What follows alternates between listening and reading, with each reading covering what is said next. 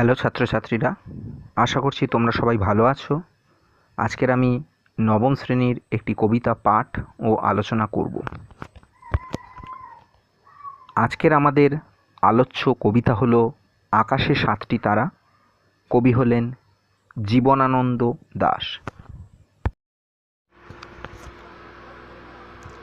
আকাশে সাতটি তারা কবিতাটির কবি হলেন রবীন্দ্র পরবর্তী আধুনিক বাংলা কাব্য সাহিত্যের তর্কাতীতভাবে অন্যতম শ্রেষ্ঠ কবি জীবনানন্দ দাশ। বানানটা খেয়াল রাখবে, জীবনানন্দ, বর্গীয় জয় দীর্ঘইকার, ব দন্তের নয়াকার, দন্তের ন দন্তের নয় দয়, আর দাস বানানটা কিন্তু দয়াকার তালবস্য, খেয়াল রাখবে, দয়াকার তালবস্য। জীবনানন্দ দাশ সম্পর্কে রবীন্দ্রনাথ ঠাকুর বলেছিলেন যে তিনি হলেন একজন চিত্ররূপময় কবি। জীবনানন্দের কবিতায় চিত্রকল্পের অসামান্য প্রয়োগ দেখা যায় এবং আলোচ্য আমাদের পাঠ্য এই আকাশের সাতটি তারা কবিতাটিতেও আমরা চিত্রকল্পের এরকমই অসামান্য প্রয়োগ দেখব। কবি জীবনানন্দ দাশের লেখা আকাশের সাতটি তারা কবিতাটির উৎস হল রূপসী বাংলা কাব্যগ্রন্থ। এই কাব্যগ্রন্থটি 1957 খ্রিস্টাব্দে প্রকাশিত হয় এবং এই কাব্যগ্রন্থের অন্তর্গত মোট 61টি কবিতার মধ্যে আমাদের পাঠ্য ও আলোচ্য আকাশের সাতটি তারা কবিতাটি 6 সংখ্যক কবিতা। তাহলে আকাশের সাতটি তারা কবিতাটির উৎস হল রূপসী বাংলা কাব্যগ্রন্থের 6 সংখ্যক কবিতা। এবার চলে আসব কবিতার আঙ্গিক। আঙ্গিকের দিক থেকে আকাশের সাতটি তারা কবিতাটি একটি সনেট বা চতুর্দশপদী কবিতা। এই সনেটধর্মী বা চতুর্দশপদী কবিতার মূল বৈশিষ্ট্য হল এটি 14 লাইন বিশিষ্ট কবিতা হয়, যার 2টি স্তবক থাকে।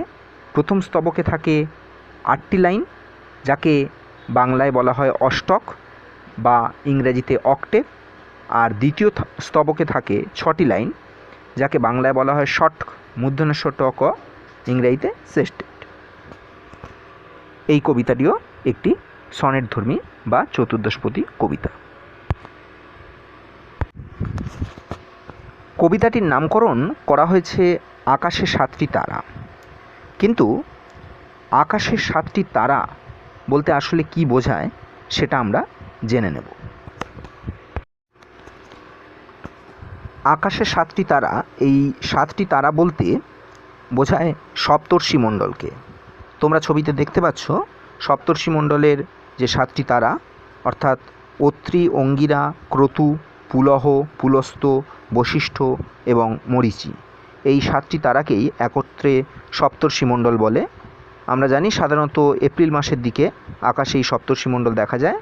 তো সন্ধ্যার বাংলার আকাশে এই রকম সপ্তর্ষি মণ্ডল যখন দেখা গিয়েছে, তখন তার প্রতিক্রিয়ায় কবির কি মনে হচ্ছে সেটাই তিনি এই কবিতায় ব্যক্ত করেছেন। এই হলো সপ্তর্ষি মণ্ডল বা 7টি তারা। কবিতাটির সামগ্রিক আলোচনার আগে আমরা এক কথায় জেনে নেব কবিতার মূল বিষয় কী। কবিতার মূল বিষয় হল গ্রাম বাংলার সান্ধ্যকালীন নৈসর্গিক সৌন্দর্যের বর্ণনা। কবিতার মূল বিষয় গ্রাম বাংলার সান্ধ্যকালীন নৈসর্গিক সৌন্দর্যের বর্ণনা। শুরু করছি কবি জীবনানন্দ দাশের লেখা রূপসী বাংলা কাব্যগ্রন্থের অন্তর্গত 6 সংখ্যক কবিতা আকাশের সাতটি তারা। আকাশে সাতটি তারা যখন উঠেছে ফুটে, আমি এই ঘাসে বসে থাকি। কবি জীবনানন্দ দাশের কবিতার একটি বিশেষ বৈশিষ্ট্য হচ্ছে যে তার কবিতাকে পঞ্চেন্দ্রিয় দিয়ে, চক্ষু, কর্ণ, নাসিকা, জিহ্বা, সমস্ত ত্বক, সমস্ত কিছু দিয়ে যেন অনুভব করা যায়। তো যখনই কবি এই প্রথম পংক্তিটা লিখলেন, আকাশে সাতটি তারা যখন উঠেছে ফুটে, আমি এই ঘাসে বসে থাকি, আমাদের চোখের সামনে যেন আমরা সেই চিত্রকল্পটা দেখতে পেলাম। রবীন্দ্রনাথ ঠাকুর জীবনানন্দ দাশকে বলেছিলেন চিত্ররূপময় কবি, তো আমরা যেন সেই চিত্রকল্পটা চোখের সামনে দেখতে পেলাম। সন্ধ্যা হয়ে এসেছে, আকাশের বুকে সপ্তর্ষিমণ্ডল বা 7টা তারা ফুটে উঠেছে, আর কবিতা কথক ঘাসের ওপর বসে আছেন। সেই সন্ধ্যা হয়ে আসার ছবিটা, অস্তগামী সূর্যের ছবিটা কীভাবে ধরা পড়েছে দেখি। কামরাঙা লাল মেঘ যেন মৃত মণিয়ার মতো গঙ্গাসাগরের ঢেউয়ে ডুবে গেছে। কামরাঙা লাল মেঘ। কামরাঙা হচ্ছে একটি ফল, যে ফলটি পাকলে লাল দেখতে হয়। এই পাকা লাল কামরাঙা মেঘকে কবি তুলনা করছেন অস্তগামী সূর্যের আভাটুকু ছড়িয়ে পড়েছে সমস্ত আকাশে, আর সেই অস্তগামী সূর্যের আভায় আকাশের মেঘগুলো যেন লাল হয়ে গেছে। তাই কবি অস্তায়মান সূর্যের আভায় রঙিন বা লাল মেঘকে পাকা লাল কামরাঙা ফলের সঙ্গে তুলনা করেছেন, যেন মৃত মণিয়ার মতো গঙ্গাসাগরের ঢেউয়ে ডুবে গেছে। কবিতাটা বেশ ভালোই চলছিল। একটি সান্ধ্যকালীন গ্রামীণ প্রকৃতির মুগ্ধতায় হঠাৎ করে গোল বাঁধিয়ে দিয়েছে নিরীহ একটি শব্দ, মণিয়া। বেশিরভাগ জায়গাতেই এই মণিয়া বলতে মুনিয়া পাখির প্রসঙ্গটা বা রেফারেন্সটা দেওয়া হয়েছে, কিন্তু এটা বলা যেতে পারে এক ধরনের একটি অপব্যাখ্যা। আসলে মণিয়া একটি আরবি শব্দ, এর আদি উৎস গ্রিক ল্যাটিন থেকে হয়ে আরবি ভাষাবাহিত হয়ে মণিয়া বাংলা ভাষায় স্থান লাভ করেছে। আসলে মণিয়া হচ্ছে বর্তমানে বাংলাদেশের চট্টগ্রাম বরিশাল অঞ্চলে হিন্দু মুসলমান নির্বিশেষে বাড়ির আদরের মেয়েকে মণিয়া বলে ডাকা হয়। কিন্তু হঠাৎ করে এই মৃত মণিয়ার মতো গঙ্গাসাগরের ঢেউয়ে ডুবে গেছে ব্যাপারটা বলা হলো কেন না? জীবনানন্দ দাশের যদি জীবনী দেখা যায় তাহলে আসলে এই মণিয়া বৃত্তান্তটা হলো, এখানে মণিয়া হচ্ছে একটি মেয়ে। আমি বললাম যে মণিয়া শব্দের অর্থ মেয়ে, তো এখানে কন্যা সন্তান শব্দের অনুষঙ্গেই মণিয়া শব্দটি তিনি ব্যবহার করেছেন। এবং তার দিনলিপির বিভিন্ন জায়গা থেকে পাওয়া যায় যে এক পর্তুগিজ পাদ্রী এবং এক বাঙালি রমণীর এক মেয়ে ছিল, এবং সেই মেয়েটিকে গঙ্গাসাগরে সন্তান বিসর্জন দেওয়া আমাদের একটি আগে কুপ্রথা ছিল। তো তাকে সেই গঙ্গাসাগরে বিসর্জন দেওয়া হয়।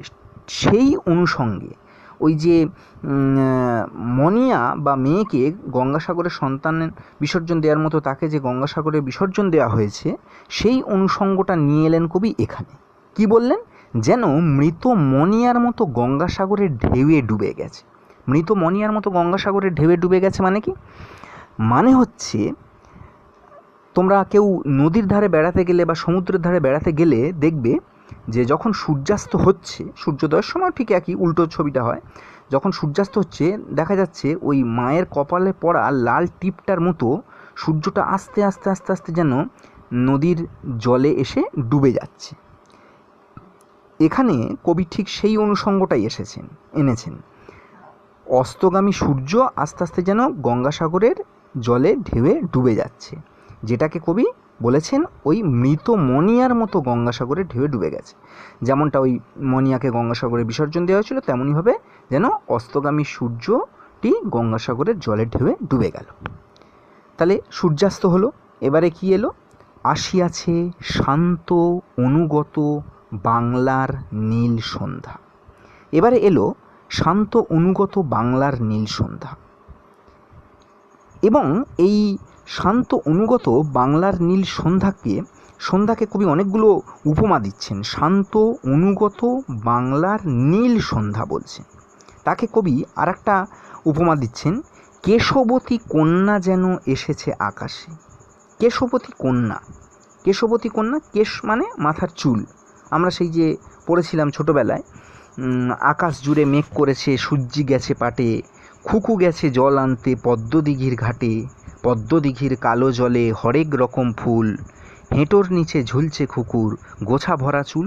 তো তো সেই গোছা ভরা চুল অর্থাৎ কেশবতী নারী সে যেন এসেছে আকাশে। তার যে ঘন কালো চুল তাকেই কবি তুলনা করেছেন বাংলার বুকে নেমে আসা শান্ত অনুগত নীল সন্ধ্যার সঙ্গে। আমার চোখের পরে, আমার মুখের পরে চুল তার ভাসে।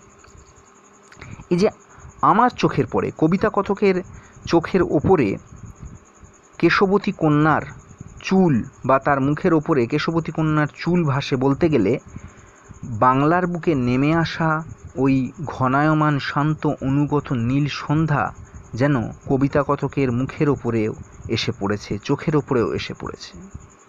তারপর কবি বলছেন, পৃথিবীর কোনো পথ এ কন্যারে দেখিনি কো। এই রূপসী বাংলা কাব্যগ্রন্থের অন্য একটি কবিতা বাংলার মুখ আমি দেখিয়াছিতে কবি বলেছিলেন, বাংলার মুখ আমি দেখিয়াছি তাই পৃথিবীর রূপ খুঁজিতে যাই না আর। বঙ্গ প্রকৃতির যে প্রাকৃতিক সৌন্দর্য তাতে তিনি এতটাই বিমোহিত ছিলেন যে আর অন্য কোথাও পৃথিবীর রূপান্বেষণের প্রয়োজনীয়তা অনুভব করেননি।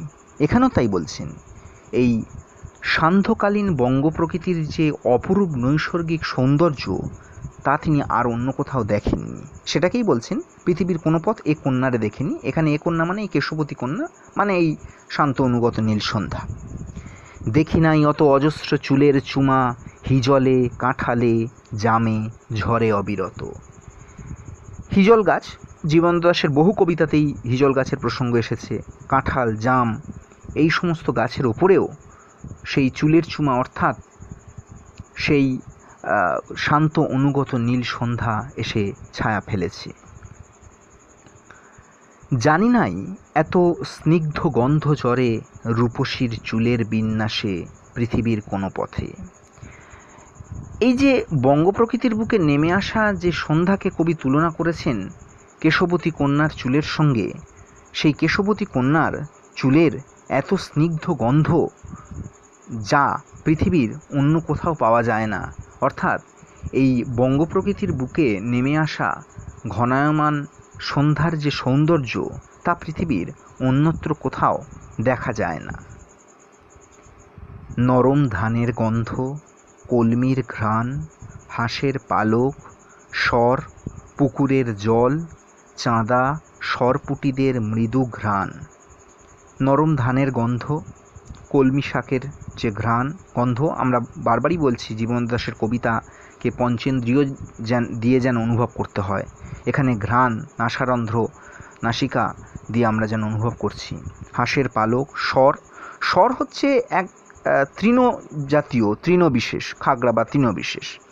পুকুরের জল, চাঁদা, সরপুটিদের মৃদু ঘ্রাণ। চাঁদা, সরপুটি এগুলো সব গ্রাম বাংলার মাছ বিশেষ। কিশোরীর চাল ধোয়া ভিজে হাত, শীত হাত খান। কিশোরের পায়ে দলা মুথা ঘাস। পায়ে দলা মানে পা দিয়ে দলন করা, পা দিয়ে মারিয়ে যাওয়া যে মুথা ঘাস, এক প্রকার ঘাস। লাল লাল বটের ফলের ব্যথিত গন্ধের ক্লান্ত নীরবতা, এরই মাঝে বাংলার প্রাণ। লাল লাল বটের ফলের ব্যথিত গন্ধের ক্লান্ত নীরবতা বলতে লাল লাল বটফল পেকে যখন মাটিতে পড়ে ফেটে যায় তার যে ব্যথা, যন্ত্রণা, ক্লান্তি, তাকেই যেন কবি এখানে তুলে ধরেছেন বঙ্গ প্রকৃতির এই ক্লান্ত বিষণ্ণ রূপের সঙ্গে, এবং বলছেন এই সব কিছুর মধ্যেই বাংলার প্রাণ রয়েছে।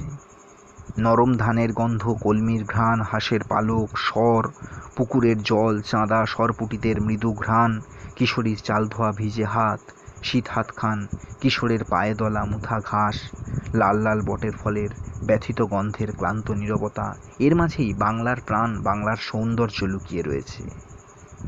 আকাশে 7টি তারা যখন উঠেছে ফুটে আমি পাই টের। আর আকাশের বুকে যখন 7টা তারা ফুটে উঠেছে, সপ্তর্ষিমণ্ডল যখন দেখা গিয়েছে, তখনই সেই বাংলার প্রাণকে, বাংলার সৌন্দর্যকে কবি টের পান, কবি অনুভব করতে পারেন। এইভাবে এই চতুর্দশপদী কবিতায়, 2টি স্তবকে বিন্যস্ত এই চতুর্দশপদী কবিতা বা এই সনেটধর্মী কবিতাতে কবি অসাধারণভাবে বঙ্গ প্রকৃতির এক সান্ধ্যকালীন অপরূপ নৈসর্গিক সৌন্দর্যের কথাকে তুলে ধরেছেন।